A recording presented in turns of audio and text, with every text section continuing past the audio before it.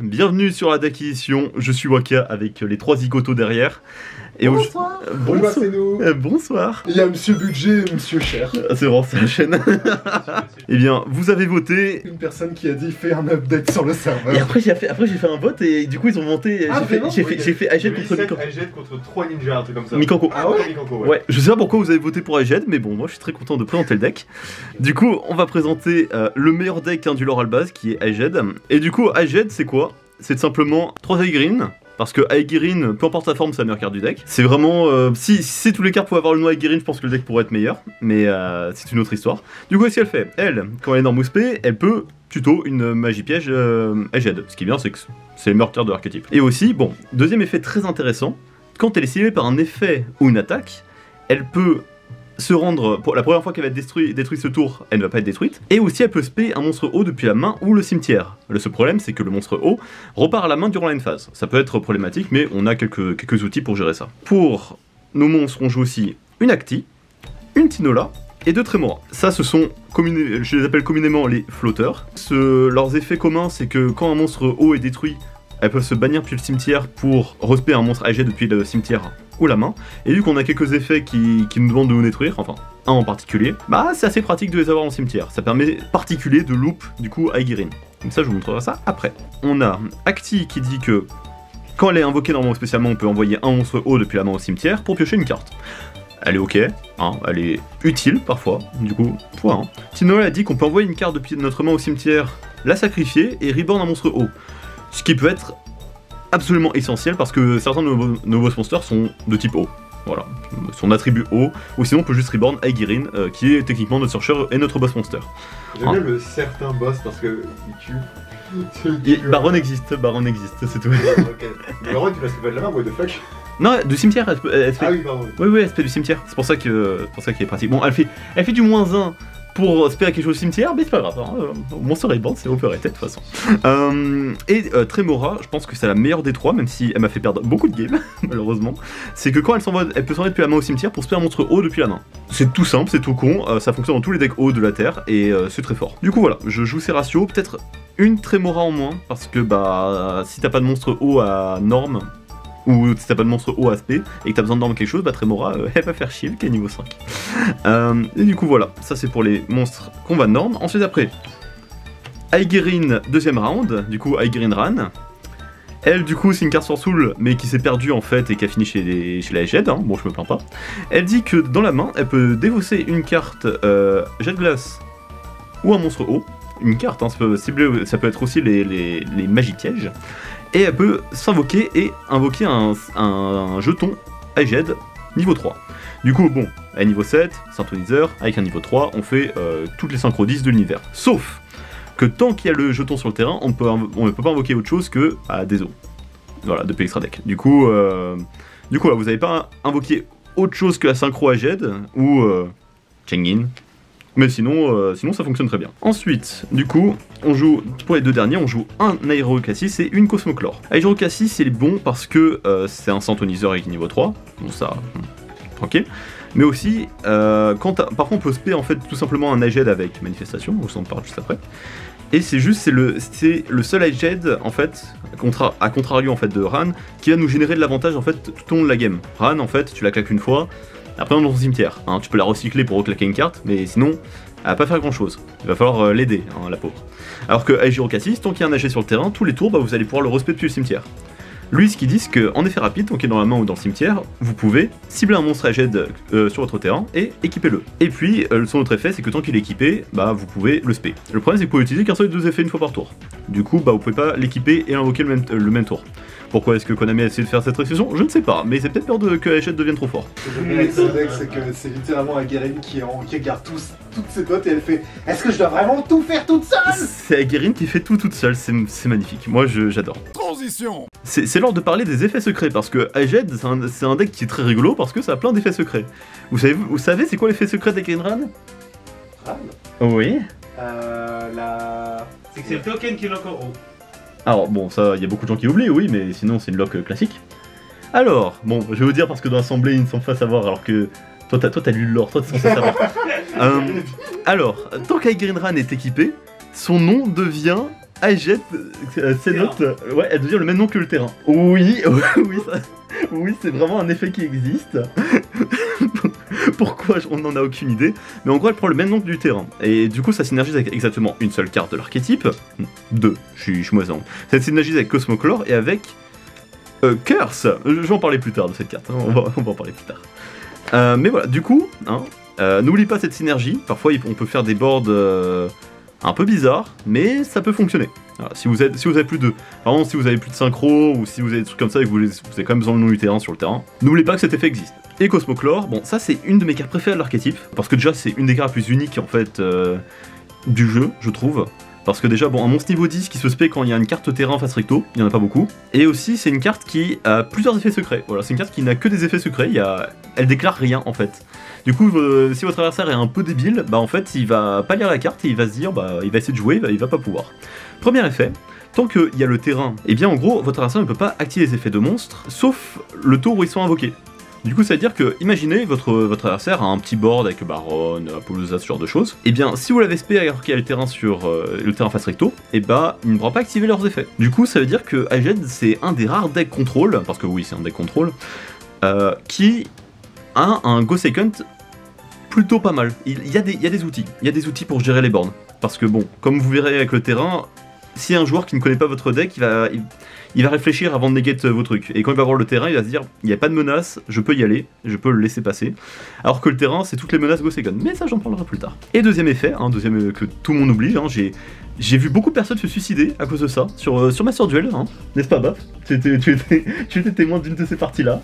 Où en fait, Cosmoclore, elle dit que, durant la damage calculation, si un monstre a jet de combat, le monstre avec lequel il combat perd 1000 d'attaque. Du coup, si on vous attaque, il perd 1000 d'attaque, et si vous l'attaquez, il perd 1000 d'attaque. Ce qui est très pratique. Ajet, ça a un peu ce petit thème de nerf les monstres adverses, de debuff en fait pour leur rouler dessus. Et là, vous verrez que s'il a 3000 de défense. Du coup, si votre adversaire veut passer Cosmoclore au combat, il va falloir qu'il soit soit unaffected, soit qu'il soit au-dessus de 4000 d'attaque. Voilà, bonne chance. Bonne chance les amis. Ensuite on va passer aux magies. Cosmoclore c'est actif ou c'est continu? C'est continu. Ça qui est trop, ça a que des effets continus Cosmoclore. Au niveau des magies, on joue 3 manifestations et 3 persos. Ça ce sont les meilleures magies du deck. Alors simplement perso, ajoutez un Ajet de votre deck à votre main dont le nom est différent de ceux que vous contrôlez ou dans votre cimetière. C'est emblème de la barre de glace.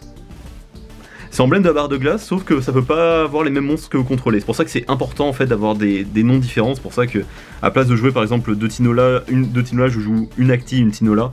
C'est pour ce genre de cas précis en fait où voilà, on n'a pas trop envie en fait de rien avoir à tuto. Mais enfin, avec cette decklist, non, j'ai jamais eu ce problème. Et manifestation, une carte très très intéressante. C'est un peu notre TTT de l'archétype. Voilà, c'est qu'en gros, si on contrôle un monstre haut et que notre adversaire a un monstre sur son terrain ou dans son cimetière, on peut prendre un Ajet du deck, soit le spé, soit l'envoyer au cimetière. Et du coup ça c'est très fort parce que si votre adversaire vous hache, un move hache Aegirine, et bien vous pouvez activer cette carte et spé du deck. Et spé un synchroniseur du deck et faire une synchro. Et si votre adversaire, si vous go second avec un des contrôles, cette carte est activable. Et puis même dans le cas où il n'y a ni entrap, ni Go Second, vous pouvez juste l'envoyer au cimetière avec Green Ran. Et cette carte est assez importante à 3 parce que l'entrap c'est très très populaire, et du coup il nous faut un moyen en tant que deck contrôle de les éviter. Du coup ce qui est marrant c'est que Aegirine, si vous vous souvenez au début de la vidéo, j'espère que vous écoutez quand même, si elle est ciblée, elle spé un monstre haut. Du coup c'est à dire que si vous prenez une perme, vous pourrez quand même en fait générer de l'avantage, mettre un autre monstre sur le terrain. Et si vous prenez H, déjà il y a un moyen d'esquiver H avec ce deck, je vous expliquerai après. Et vous pouvez activer manifestation et spé un synchroniseur du deck. Juste vous pouvez totalement punir votre adversaire pour tenter de jouer. Du coup, je vais jouer une malédiction, maintenant qui est en super, elle est magnifique en super de la team. Oh, j'adore cette carte. Et 2 terrains, 2 berceaux aignon de Cénote Jaglas. Pourquoi ce nom est si long, j'en ai aucune idée. Bon, on va commencer avec le plus simple, on va commencer avec Ajet Curse. Alors cette carte, il y a beaucoup de decklists qui la jouent à 3, parce qu'en fait elle a un effet qui est assez broken, mais il y a beaucoup de conditions. Du coup, y a des gens qui sont en mode, je vais faire ça et ça va gagner parce que mon adversaire ne pourra pas jouer. Sauf qu'ils découvrent en fait que des gens savent jouer à Yu-Gi-Oh! En fait à partir d'un certain moment, et du coup ça va pas marcher à chaque fois. Du coup j'en joue qu'une. Pourquoi? Son effet, c'est que tant qu'on contrôle un monstre High et le long du terrain, je vais éviter de le répéter à chaque fois parce que sinon ça va être très très long, et bien votre adversaire, c'est l'inverse en fait de Cosmoclore, votre adversaire ne peut pas activer les effets de monstres le tour où ils sont invoqués. Donc on a Cosmoclore qui dit exciter le tour où ils sont invoqués, et Curse qui dit le tour où ils sont invoqués. Du coup on a Cosmoclore qui permet de casser les boards, et Curse qui permet de floodgate en fait l'adversaire pendant son T2. Ce qui est assez rigolo quand même. Du coup, bah c'est un effet extrêmement fort parce que bah quasiment tous les decks ont besoin d'effets sur le terrain. Hein. Par exemple, bah essayer de casser mon board sans access code, essayer de jouer Dragon Link en fait sans effet sur le terrain, bon bah ça devient compliqué très vite. Et aussi elle a un effet, encore un effet secret, hein, que demande le peuple, hein. Elle a un deuxième effet qui dit que quand un monstre est détruit après un combat d'un monstre High, impliquant un monstre High, eh bien vous pouvez cibler le monstre détruit et infliger des dégâts à votre adversaire équivalent à l'attaque d'origine du monstre. Bon, et ils sont dans le cimetière, du coup ce sera toujours l'attaque d'origine. Enfin bref. Du coup, ça veut dire que si votre adversaire commence à détruire vos High au combat, vous allez burn l'adversaire. Du coup ça permet vraiment de mettre votre adversaire, même s'il essaie de stall et que vous n'avez pas trop le moyen de le tuer, bah, vous allez le brûler à petit feu. Ou à grand feu, parce que parfois j'ai tapé du 4000 du 3000 de burn en fait avec Curse. C'est... Voilà, parce qu'on a beaucoup moins de faire baisser l'attaque des monstres adverses. Voilà. Et ensuite avec ça, du coup, nous vient nos 2 terrains. Des gens en jouent 3, j'ai vu des gens en jouer 3 avec Terraformation. Il y a des gens qui sont bizarres hein, dans le YouTube Yu-Gi-Oh! En gros, cette carte est très bonne going second, mais elle est moins bonne going first. À part si tu veux faire, si vous voulez faire en fait exclusivement Curse, sinon elle a quasiment aucune utilité. Elle a une seule utilité, going first. Quand cette carte est activée, vous pouvez ajouter un High depuis votre cimetière ou votre bannissement à votre main. Du coup, c'est pratique, mais ça joue pas du deck. Du coup, bon, sinon ça serait du x3 net, clair, précis. Mais vu que bah, c'est une carte qui fait rien toute seule, voilà. C'est une carte qui génère pas d'avantage. Et son deuxième effet est très très intéressant. Quand un monstre est invoqué normalement ou spécialement, vous pouvez cibler un monstre High ou un monstre... Non, c'est un monstre qu'on contrôle. Oui, un monstre haut qu'on contrôle. Excusez-moi, hein, avec High c'est une fois sur deux c'est un monstre haut, une fois sur deux c'est un monstre High. À un moment, on mêle un peu les pinceaux. Si tout va bien, normalement, vous n'avez pas de monstre autre qu'un monstre haut sur votre terrain, à part si vous Kaiju. Enfin, bref. Ça dit qu'on peut cibler un monstre haut qu'on contrôle, il perd une attaque équivalente à son attaque d'origine, et tous les monstres qui contrôlent votre adversaire perdent la même attaque. Du coup, l'attaque est d'origine. Par exemple, si Cosmoclore a la 1005 d'attaque, même si je l'équipe à une carte qui est dit plus 500, elle va perdre 1500 points d'attaque, et tout le board adverse va perdre 1500 points d'attaque.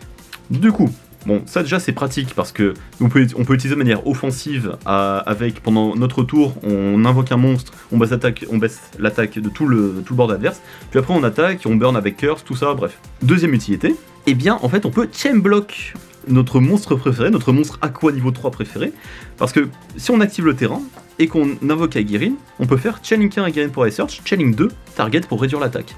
Et ça fonctionne même quand votre adversaire n'a pas de monstre. Ça marche même si votre adversaire... Du coup, vous pouvez utiliser T1. Du coup, si vous avez en fait... voilà, ces deux cartes en fait T1, bah vous l'activez en premier, vous l'activez, Channeling 1, Channeling 2 Target, et puis après, vous pouvez pas vous prendre H. La seule carte que vous pouvez vous prendre, c'est Veiler ou Imperm. Ou Ghost Ogre sur le terrain, mais bon, il n'y a pas grand monde qui va faire ça.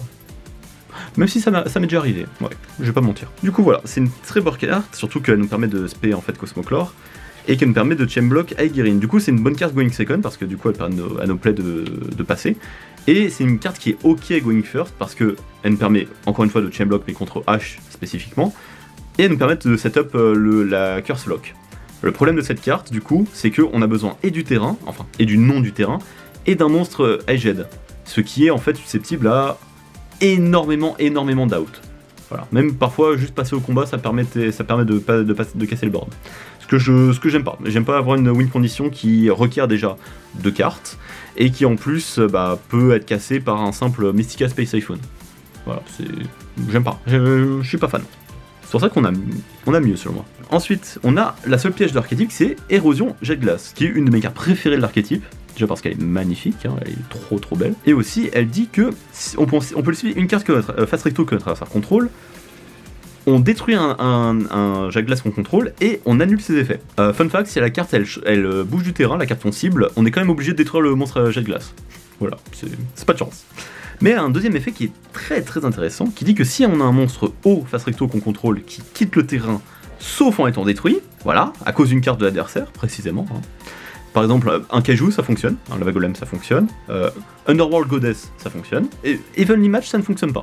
Ah si, ça fonctionne. Si, ça fonctionne. Oui, ça fonctionne, c'est le pire. Mais du coup, ça fonctionne avec toutes les cartes que votre adversaire active, voilà. Même si les cartes qui affectent le joueur comme Evenly Match. Eh bien, on peut prendre un Nightshade et le spé ou l'ajouter à la main. Voilà, c'est gratuit. Du coup, on va aller respé Nightshade. Du coup, un plan qu'on fait, qui peut être fait, c'est qu'en fait, si vous avez un board qui est pas très bon, et que en fait on fait Evenly Matched, vous allez même pas le negate avec érosion. Vous pouvez juste le laisser passer, effet d'érosion, aller respect un monstre et vous avez quand même une negate sur le terrain. Voilà, ça c'est un des plays que je fais beaucoup de fois. Du coup avec cette carte, alors il y a deux manières de l'utiliser. Soit vous pouvez la retourner durant la draw phase. Comme ça, si vous pensez que votre adversaire joue un Kaiju ou un truc comme ça, et bien vous pouvez float directement. Mais le problème c'est qu'il y a un ruling assez spécifique avec les pièges continus, c'est que le tour, enfin pendant la chain où vous l'activez, ou la retournez, eh bien on peut pas activer l'effet, en fait, on peut pas activer d'effet actif de la piège continue. Par exemple, dans la même chain, je peux pas retourner érosion, parce qu'on peut retourner une piège continue même s'il n'y a pas de target, et je peux pas activer son effet en fait pour cibler une carte et l'annuler.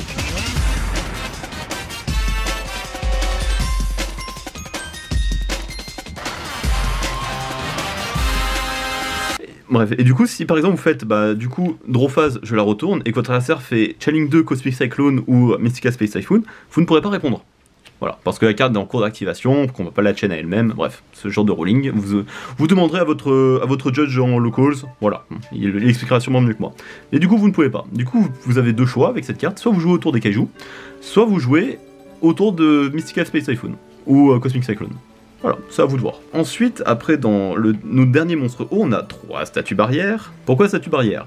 Alors, parce que déjà, empêcher notre adversaire de jouer, c'est fort. Mais surtout, c'est que, même si notre adversaire fait juste son norme et notre adversaire doit faire battle et péter notre monstre, eh bien, on aura gagné un tour. On va pas mourir à ce tour-là. Et vous avez vu le nombre de cartes en fait à jet qui interagissent avec les monstres adverses.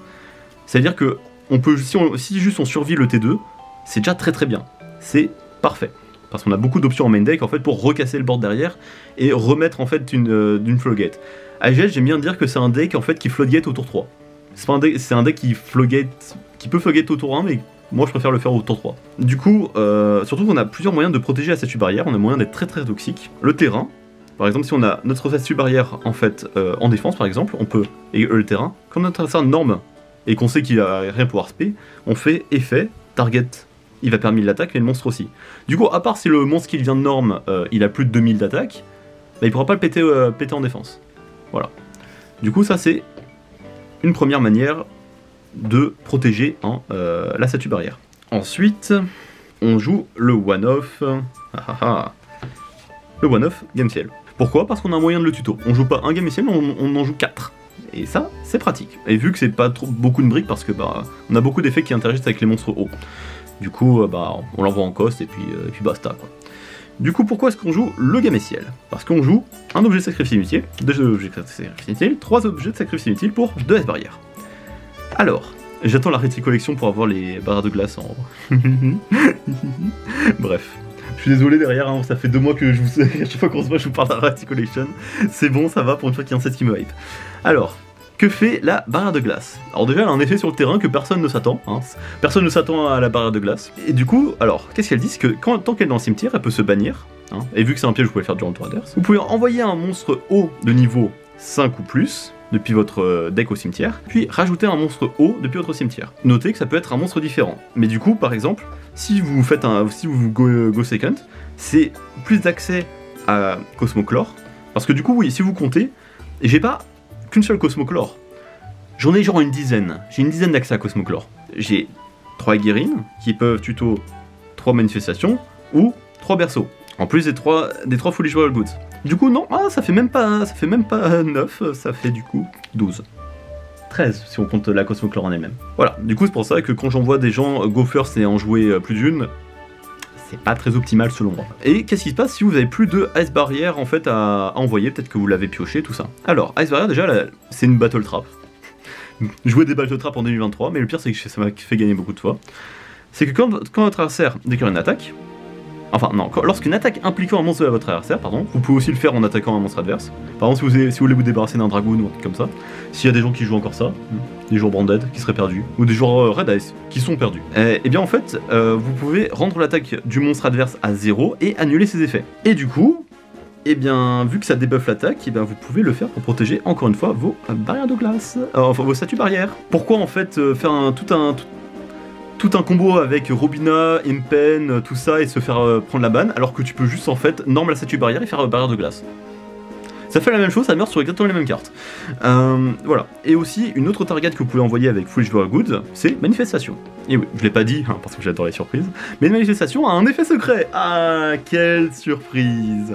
Manifestation a un effet secret qui dit que quand un monstre Aged qu'on contrôle quitte le terrain sauf en étant détruit, Kaiju, etc., bon, vous connaissez la chanson, vous pouvez bannir cette carte depuis votre cimetière, cibler une carte que votre adversaire contrôle et la bannir. Beaucoup trop de gens oublient cette carte et se disent « mince, j'ai perdu ». Ce qui est hilarant selon moi. Du coup oui, ça gère notamment la Underworld Goddess. Ce qui est marrant. Alors, votre adversaire fait une Underworld Goddess et vous faites effet de manifestation en cimetière, bannir l'Underworld Goddess, parce que ça cible. Et voilà. Vous avez géré, une bonne carte, avec une autre excellente carte. Rejoignez-moi à la prochaine vidéo pour de nouveaux tutoriels sur comment out le boss monster qui vous saoule. Maintenant, on va passer au free spot. Oui, parce que tous les decks en 2023 ont besoin de free spot, sinon ils sont nuls.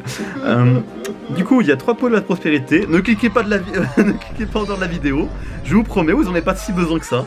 Alors, les pots de prospé, parce que l'extra deck vous en avez besoin, mais pas tant que ça, et que si Aegrin, c'est une carte qui est tellement forte que vous avez besoin de tous les accès possibles.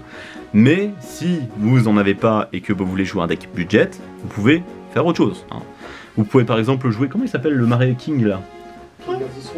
Non, le niveau 4 Aqua qui se norme et qui foolish en fait un Aqua du deck, un monstre haut du deck.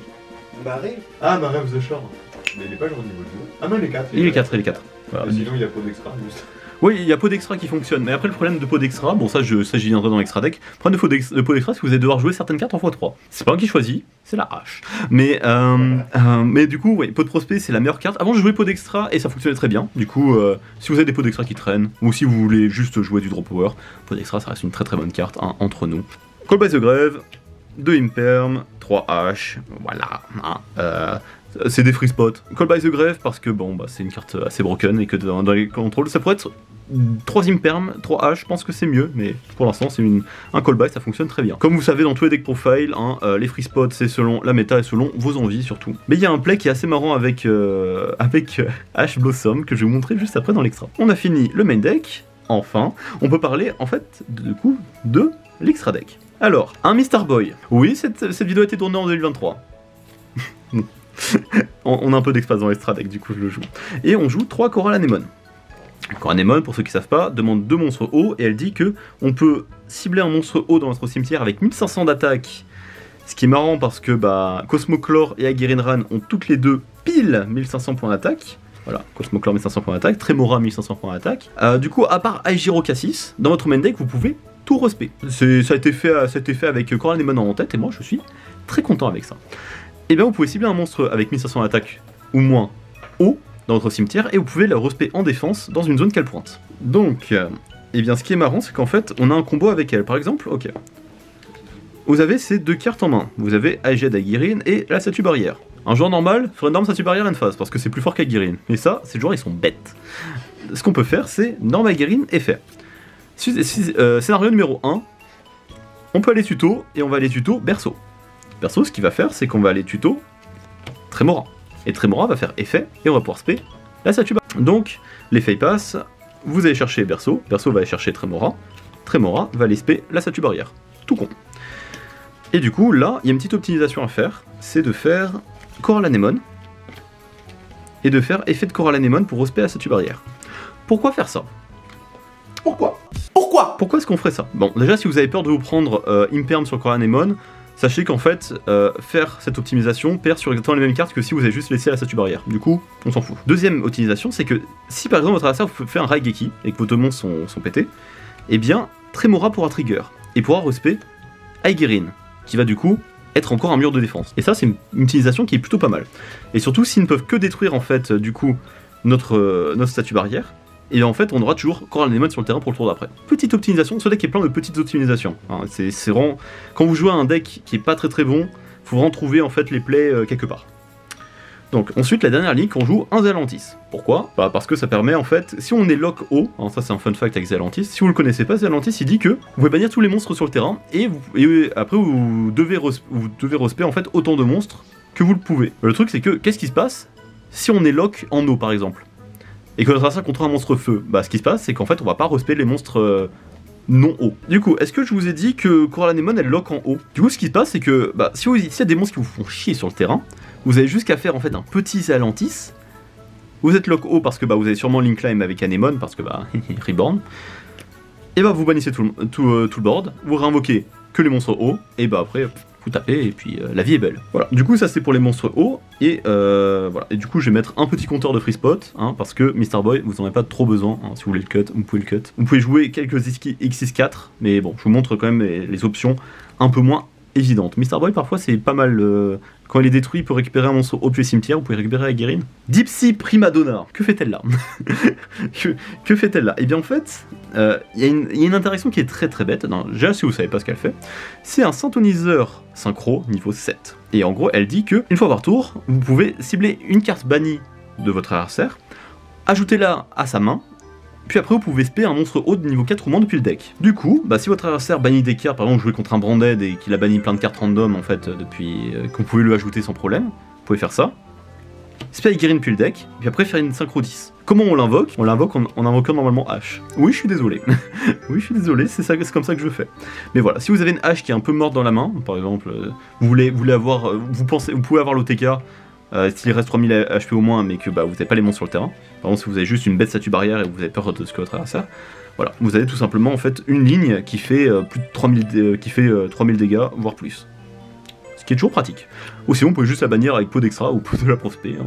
C'est pas la carte la plus utile du deck. Bon, ensuite, White Aura Whale et Dragite. Alors, eux je les jouais parce que à une époque, je crois que c'était en premier deck profile que je jouais déjà ça, et ben en fait, je jouais Lapis Dragon. Lapis Dragon, hein, si vous savez pas, c'est tout simplement un monstre haut niveau 5 qui peut se spé quand il est ajouté à la main. On pouvait l'ajouter à la main avec barrière de glace.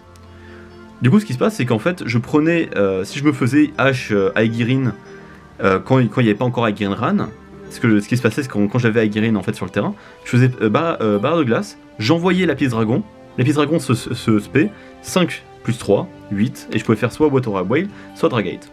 Pour l'instant, j'ai enlevé la carte parce que un autre monstre niveau 5 qu'on ne peut pas norme, c'était un peu bricky.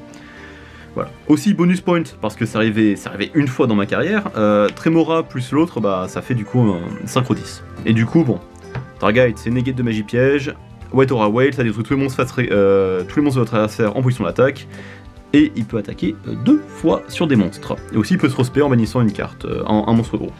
Voilà. Du coup, bon, très bonne carte, mais effectivement la carte actuellement elle coûte très cher parce qu'il n'y a pas de reprint. Du coup, bon, si vous voulez pas la jouer, hein, ne la jouez pas, vous pouvez jouer Abyss Dweller ou le Kragan. Comment il s'appelle le niveau 4? Ouais, c'est Kragan. Ouais. Vous pouvez jouer Kragan sinon. Bahamut-Shark. Ou Bahamut-Shark. Ouais, Bahamut-Shark avec toi, ça marche aussi, oui. Mais après, c'est un peu d'espace dans l'extra deck. Voilà. S'il faut sacrifier Mr. Boy pour ça, bon. Oh oui, moi, en vrai, c'est cool, hein, moi ça me va. Hein. C'est vrai. Du coup, 3 chaining, parce que bon, on est plutôt souvent lock en eau, ou si on a juste à sortir haut sur le terrain, et du coup, bah, chaining est pas mal, surtout que nos floaters, du coup, notre Tremora, Tinola et... Oh, j'ai oublié son nom. Oh, Acti, oui, putain. Acti, Tinola, c'est... Wow. Déjà Tremora... Est-ce que c'est Tim... Ah, c'est un peu une ado quand même. Bref. Du coup, Acti, Tinola et Tremora, elles se bannissent en fait pour respect quand un monstre est détruit. Bah du coup, vous pouvez simplement faire chaining ban des choses. Du coup, par exemple, avec Érosion, vous pétez un Niged, effet Tremora dans le cimetière, elle se bannit, Reborn en Niged, effet chaining bannit 2 cartes. Une sur le terrain et dans le cimetière. Bon aussi, elle peut se protéger en fait de la destruction en bannissant une carte. Voilà, c'est une très bonne carte, hein, chaining, ça on va pas se mentir. Hein. Voilà, c'est très cool. Et notre carte maîtresse, notre boss monster absolu, Aegirine Gimir. Oui, la troisième Aegimir. La troisième, Aegirine, hein, voilà. Les joueurs Sword Soul la connaissent bien, hein, parce qu'ils nous l'ont volée. Les joueurs aussi Marine 16 la connaissent bien, parce qu'ils nous l'ont volée aussi. Voilà, mais Aegirine Gimir Aged, qu'est-ce que cette carte fait? Alors elle a un effet qui est très unique, encore une fois, on joue Aged, hein, on joue que des effets uniques ici. Elle dit que, en effet rapide, on peut rendre tous nos monstres face recto non destructibles ni bannissables par les effets de cartes adverses. C'est plutôt sympa, hein, parce que comme ça on se prend un petit Raigeki, hein, ou un petit Lightning Storm, on peut éviter la destruction. Mais ensuite, si on l'a fait ça en chain avec un effet adverse, on peut bannir toutes les cartes du même nom depuis le terrain et le cimetière. Par exemple, votre adversaire fait normal summon Aluber, vous chainez cet effet, Aluber va être banni et tous les Aluber du cimetière. J'ai déjà fait ça un jour contre un joueur Saber Dragon, j'ai banni 5 cartes. C'était marrant, je vais l'avouer, c'était marrant. Il y a aussi là un effet secret. Ah, encore un effet secret. Ça fait beaucoup là. Non, ça fait beaucoup là, non? Oui, quasiment toutes les cartes ont un effet secret. Moins secret que les autres. Oh, tu sais pas le nombre de personnes qui se sont rendu compte de leur connerie une fois que j'ai réinvoqué, hein. Massif. Ouais. Du coup, ce qu'elle dit, c'est que tant qu'elle est dans votre cimetière, si votre adversaire bannit une carte, enfin, si une carte est bannie à cause d'un effet de carte adverse, vous pouvez la réinvoquer. Et non, elle est pas bannie en fait en quittant le terrain, non, vous pouvez la réinvoquer. C'est reparti. Du coup, c'est très capital dans les match-up fusion. En fait, les archétypes fusion, c'est ceux qui ont tendance en fait à bannir des cartes pas en cost pour faire leur fusion. Du coup, ça marche pas avec les coups, parce que si ça marchait avec les coups, ça serait vraiment très fort. Mais par exemple, si votre adversaire fait Albion pour faire une fusion, hein, dans Branded, eh bien, vous pourrez la réinvoquer parce qu'il doit bannir des matériels en fait pour faire sa fusion. Et du coup, ça se fait en résolution. Voilà, du coup, par exemple, si votre adversaire commence son tour et par exemple, si vous voilà, un match que vous verrez souvent, Branded, et que votre adversaire commence par Lightning Storm et call les monstres. Voilà, votre adversaire a un TTT en fait dans la main, il espère l'utiliser. Bah, ce que vous faites, c'est vous laissez Aegirine mourir.